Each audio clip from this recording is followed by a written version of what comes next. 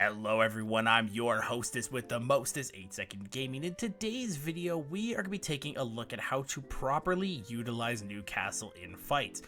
Supports are still at the forefront of the meta, and up until the January 7th update where we may see some meta changes, they're going to continue to be great in most circumstances. But I see a lot of people using Newcastle wrong in fights and not using him properly, so today I'm going to be showing you guys exactly how to use him in fights so you can start to get the most out of him up until the 7th where, again, he may or may not fall out of the meta. But before we actually start to talk about this, if you guys like this video, please hit that like, subscribe button, because 96% of the people that watch my content are not subscribed, and it helps way more than you guys think it does when you actually subscribe and like the video. But with that out of the way, let's actually hop into things. Now, to start things off here, we did get landed on by a team just outside Pylon. And if you look at the map here, you can see that we are kind of on the edge of zone. We have this kind of like a little bubble here, and we are playing this group of buildings here. Now, we have identified that most of the other teams are already in Pylon, and there is one up on the hill over here. So we want to make sure that our back is clear. So we're just basically holding this edge of zone so that we can start to make our way in later as things start to develop. And maybe we have to make a play with a balloon, maybe you have to make a play with a Pathfinder zipline. That's a thing for later. But as we were holding this area, a team did land right here, and now they're kind of panicking because I don't think they knew that we were holding this area, so they just kind of landed. We were able to break their Pathfinder, we forced a Gibraltar bubble out, and now we're starting to try to push against them, because in other videos that I've done, I've talked a lot about momentum and keeping your foot on the gas when you have an advantage. So here we're just looking for an opening. We can't really go off the Pathfinder crack because they do have a pretty solid spot to play here, because as you see, they're holding the door with a Newcastle shield, and the Newcastle is playing it. So if we peek out and try to go up this hill, we're just going to get absolutely fried by that Newcastle, and we may or may not have some good return damage, but that's something that you don't want to risk. So right now, we're just looking for an opportunity to push something here. So we're just trying to get as much damage as we possibly can out. If they're peeking that Newcastle shield, then we're going to just try and do some damage there. But as you can see right here, this is where everything turns. We are able to get a really nice grenade that does knock the Pathfinder, and this opens up the opportunity for us to push.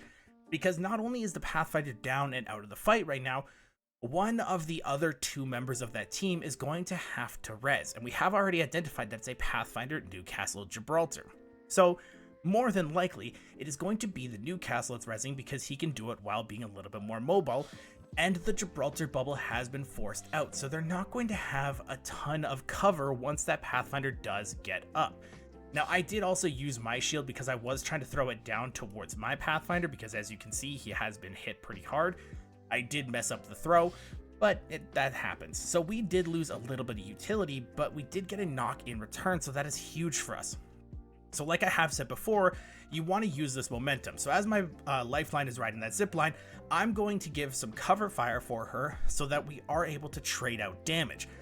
The Gibraltar that's shooting my lifeline on the Pathfinder zipline is not going to be able to do as much damage as me just shooting the Gibraltar that's on the ground, because the Pathfinder zipline is energized. So she's going to be taking less damage while she is riding the zipline. So I'm able to trade a ton of damage out on the Gibraltar, and as soon as my lifeline hits the ground, she's able to continue that damage, knock the Gibraltar while I'm pushing up on the zipline. So we kind of do like a leapfrog effect, and that is one thing you guys should absolutely do with your teammates if you haven't started to do it already. But this is where Newcastle really starts to come into play here, because as you can see, through their Newcastle shield, the Pathfinder is up. So it is still a 3v2, and now my lifeline has been hit pretty hard. My Pathfinder is still healing. I am up here alone. Essentially alone. I'm not totally alone because my lifeline is up, but if my lifeline tries to peek right now, she's more than likely going to get downed. So I need to be the more aggressive one here, and their Newcastle does do a fantastic slam right here to put his ultimate down to give them a spot to play, where we kind of have to expose ourselves a little bit to push up and try to get more damage.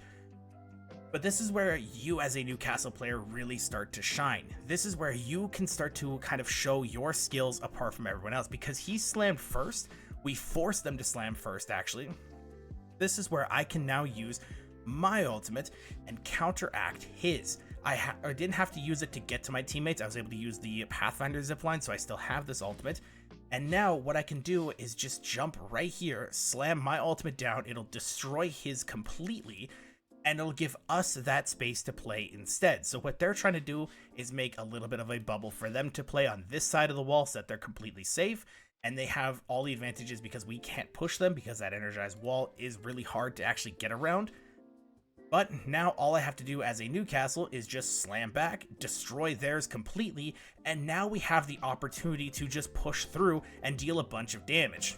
Now, they were able to get the Gibraltar up, which isn't really a huge deal because I'm able to trade out a ton of damage before I go down.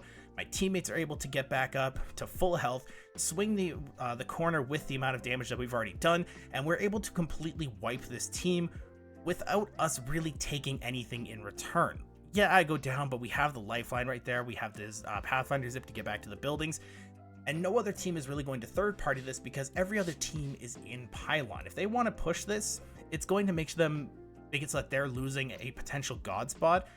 And say if the bottom team from Pylon wants to push, the top team is going to shoot them. If the team up top wants to push, then the team from the bottom is going to zip up top, take their high ground, and start to shoot them while they do third party. And if the team up top is just going to sit there, then the team on the hill back here that's up on like the coastal camp hill is going to just continue to take shots at them. So we're able to do this fight pretty easily because there's no other way for teams to third party us. And as you can see, this was a double pred and a diamond squad.